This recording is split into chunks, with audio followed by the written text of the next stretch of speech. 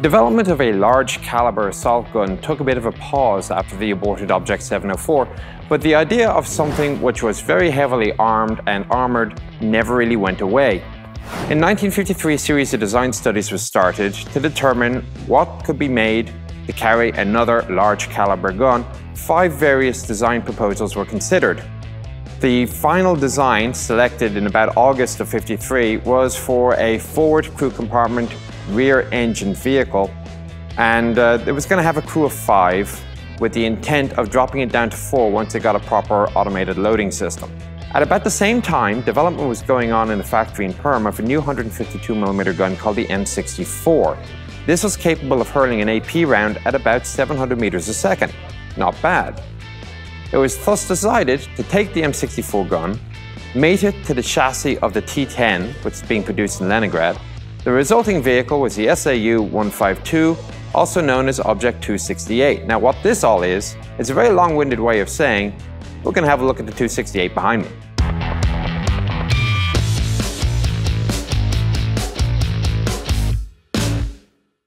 The front of the vehicle is basically as you'd expect, a T-10 with a big armored casemate. Armor on the front, it's 120mm sloped at 60. Up on the casemate, it's about 187 sloped at 20. That said, there is a small piece of absolutely vertical armor just to the left of the mantlet, out of which you can also see the aperture for the optic. Now, I shoved a measuring tape in there and it actually turned out to be only about 11 or 12 centimeters. That's a very small weak point though, I wouldn't be too worried about it. The nose retains the traditional pike shape, which was common to the Soviet heavies at the time. And you'll see here the various splash guards. Apparently the Russian term was catching dolphins. So when you go down into water, of course, you get the big pool of water comes up and it makes the driver miserable and wet. At the time, they didn't seem to have rubber ceilings around the driver's hatch, but from personal experience, even though it was built with a rubber seal in an Abrams, doesn't mean that it works. Other items on the front, of course, you got a single headlight and a horn on the right-hand side. You can see on the far wings, the fuel filler ports, there are 3 internal tanks, 2 of 185 litres and 1 of 90. The 2 of 185 are actually aft of the crew compartment. And of course, the mud guards will open upwards once you release, firstly, the splash guard, and also there is a bolt on the side, which have to let go as well. 2 tow hooks, 1 on each side, and that's it. We're starting to see a bit of a common pattern here now with the suspension and running gear of these Soviet vehicles. The traditional steel road wheels, again, similar to the idlers. Tracks, nice wide single pin, relatively short pitch, held in place by a simple clip. Look inside, exactly the same method of track tension. Large screw system, simply crank left, crank right. The torsion bar suspension, there are shock absorbers on the 1st, 2nd and 7th road wheels. And of course, every arm has a very large volute spring bump stop. The hull shape is a flat bottom, about 16mm thick, then it angles upwards and outwards to meet up more or less where the torsion bars will meet the hull. At that point, there's a new armor plate, 6cm thick, goes straight up and is then bent at the top to curve outwards, where it meets up with the hull roof. Come back a little bit more, we have the nice big armored casemate. Side armor is about 10cm sloped at 20. Move further down, we start to see all the sponson boxes. Now, allow me to introduce you to the most important part of any Soviet tank. This is the key to the tank. Basically, it is a square head on one end, a little T-hook on the other. You use this to open everything. From the sponson boxes to fuel access ports, this end you can open up the crew compartment hatches, and of course you can also leverage it to get the heavier hatches such as the engine deck hatches open. 2 of these per vehicle, if you lose them, you're in serious trouble. So opening them up, you can now see inside how the side armor is now angled up and outwards. It provides a little bit more protection at the cost of taking up some of the volume that you would otherwise have available to you. Now, the other thing I'm going to do while I'm here is I'm going to settle an old debate. Many times it's questioned whether or not the Object 268 should be the same hull height as T10 IS-8. To do this, I have a measuring tape, and I'm going to measure to the hull roof. Place the tape on the floor, more or less here, and as I bring it up, it's about, toe rope's in the way, but it's about 147 to 148. We'll bear this in mind, we'll come back to it in a minute. By sheer coincidence, directly opposite Object 268 in Kubica is a T10M, basically in World of Tanks and IS-8. Now, if I was to measure the same point just in front of the engine, it comes out at about 152, 153. Now, another reason that it looks a little bit different is that the armor plate on the T10 actually extends upward a little bit beyond the roof. So that's the other reason that it might look a bit different. So that dealt with, let's get back to 268. Now, fortunately, this vehicle is in a running condition. They had it moving around a couple of weeks ago, so they never actually bolted everything back in. So all 15 of the bolts have been removed, and we're in a happy position that we can actually open up the back deck. It is on a torsion bar spring, so it actually can be done. I have another chap off camera helping me here. And we'll leave it be. Now, you can see very clearly the large transmission and steering system and two huge brakes on each side. One will be for steering and the other as an actual service brake. At least that's why it usually works. It isn't a clutch brake system. There is actually power going to the inside track. So steering is not affected purely by the brake, but it is helped.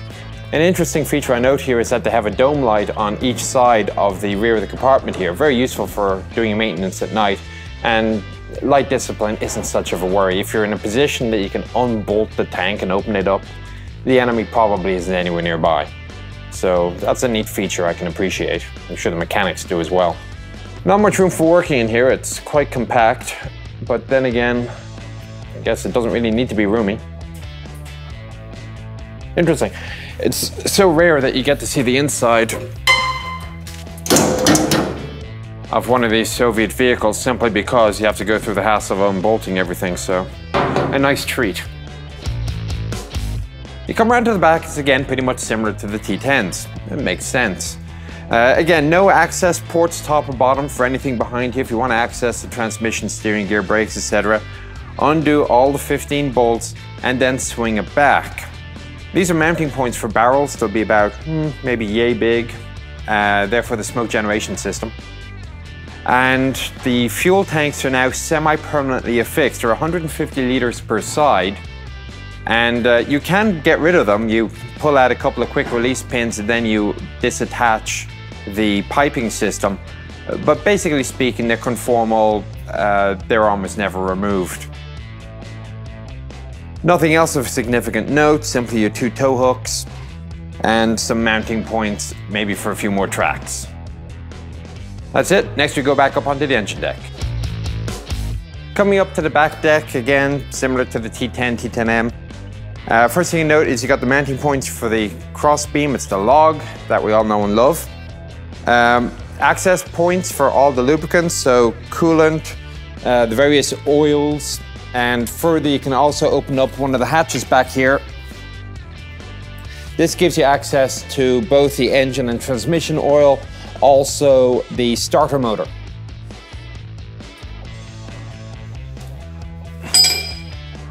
The other engine deck compartment that we can actually easily open is one for the engine itself. I say easy, it's a relative term.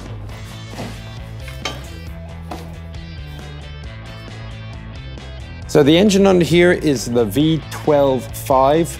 It's a 12-cylinder diesel, cranks out 700 horsepower at about 2100 RPM. That's enough to get this 50-ton vehicle clanking along at a fairly reasonable 48 kilometers an hour. Nice big coolant reservoir. Lots of cables. Yeah, not much else.